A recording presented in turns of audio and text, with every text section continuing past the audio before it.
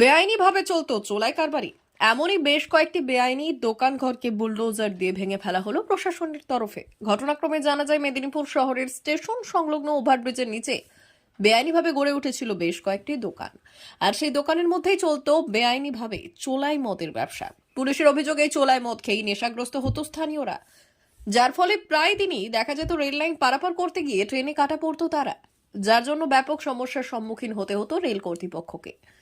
Rail পুলিশের এক আধিকারিক দীপক ঘোষের কথায় বিগত 6 মাসে প্রায় 5 থেকে 6 জন এইভাবে মারা গিয়েছে এই এলাকায়। সেই সাথে গত পরশুদিন অর্থাৎ মঙ্গলবার এই নেশা করে মুখ দিয়ে রক্ত বেরিয়ে মারা গিয়েছেন। তাছাড়াও অবৈধ চোলাই দোকানকে ঘিরে এলাকায় উৎপাত লেগেই থাকতো।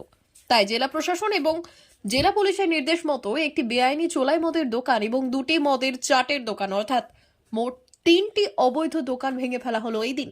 যদিও এই দোকান ভাঙা ঘিরে চাঞ্চল্য সংশ্লিষ্ট এলাকায়।